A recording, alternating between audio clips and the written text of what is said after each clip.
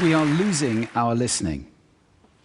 We spend roughly 60% of our communication time listening, but we're not very good at it.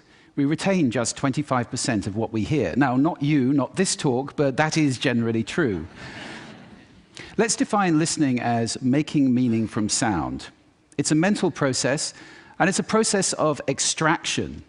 We use some pretty cool techniques to do this. One of them is pattern recognition. So in a cocktail party like this, if I say, David, Sarah, pay attention, some of you just sat up. We recognize patterns to distinguish noise from signal, and especially our name. Differencing is another technique we use. If I left this pink noise on for more than a couple of minutes, you would literally cease to hear it. We listen to differences, we discount sounds that remain the same. And then there is a whole range of filters. These filters take us from all sound down to what we pay attention to. Most people are entirely unconscious of these filters, but they actually create our reality in a way because they tell us what we're paying attention to right now. I'll give you one example of that. Intention is very important in sound, in listening. When I married my wife, I promised her that I would listen to her every day as if for the first time. Now that's something I fall short of on a daily basis. But it's a great intention to have in a relationship. But that's not all. Sound places us in space and in time. If you close your eyes right now in this room, you're aware of the size of the room from the reverberation and the bouncing of the sound off the surfaces. And you're aware of how many people are around you because of the micro noises you're receiving. And sound places us in time as well, because sound always has time embedded in it. In fact, I would suggest that our listening is the main way that we experience the flow of time from past to future. So, sonority is time and meaning, a great quote. I said at the beginning, we're losing our listening. Why did I say that? Well, there are a lot of reasons for this. First of all, we invented ways of recording. First, writing, then audio recording, and now video recording as well. The premium on accurate and careful listening has simply disappeared. Secondly, the world is now so noisy, with this cacophony going on visually and auditorily, it's just hard to listen. It's tiring to listen. Many people take refuge in headphones, but they turn big public spaces like this, shared soundscapes, into millions of tiny little personal sound bubbles. In this scenario, nobody's listening to anybody. We're becoming impatient. We don't want oratory anymore, we want sound bites. And the art of conversation is being replaced, dangerously, I think, by personal broadcasting. I don't know how much listening there is in this conversation, which is sadly very common, especially in the UK. We're becoming desensitized. Our media have to scream at us with these kind of headlines in order to get our attention.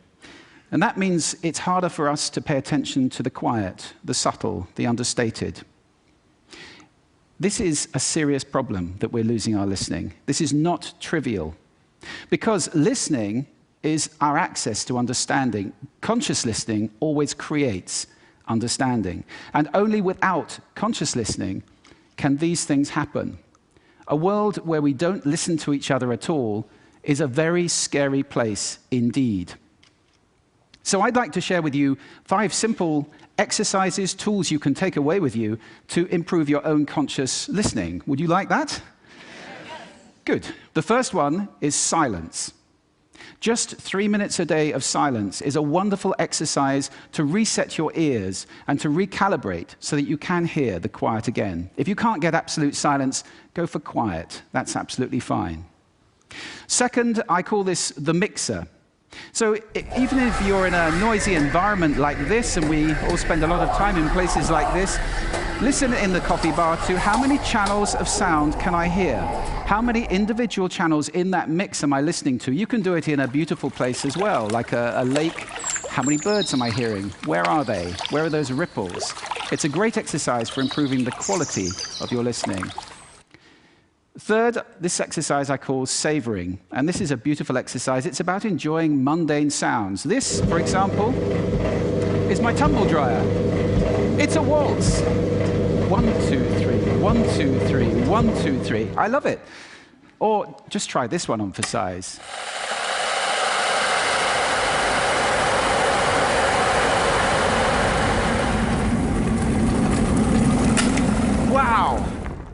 So mundane sounds can be really interesting if you pay attention. I call that the hidden choir. It's around us all the time. The next exercise is probably the most important of all of these. If you just take one thing away, this is listening positions. The idea that you can move your listening position to what's appropriate to what you're listening to. This is playing with those filters. You remember I gave you those filters at the beginning? It's starting to play with them as levers, to get conscious about them and to move to different places. These are just some of the listening positions or scales of listening positions that you can use. There are many. Have fun with that. It's very exciting. And finally, an acronym. You can use this in listening, in communication. If you're in any one of those roles, and I think that probably is everybody who's listening to this talk. The acronym is RASA, which is the Sanskrit word for juice or essence.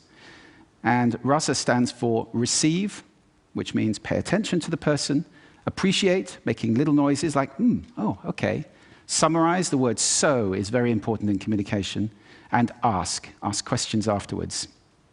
Now, sound is my passion, it's my life. I wrote a whole book about it, so I live to listen. That's too much to ask for most people.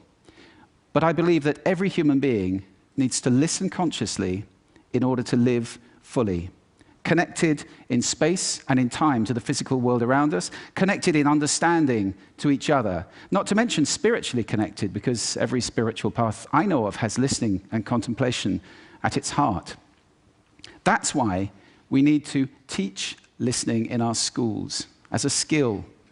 Why is it not taught? It's crazy. And if we can teach listening in our schools, we can take our listening off that slippery slope to that dangerous, scary world that I talked about and move it to a place where everybody is consciously listening all the time, or at least capable of doing it. Now, I don't know how to do that, but this is TED. And I think the TED community is capable of anything. So I invite you to connect with me, connect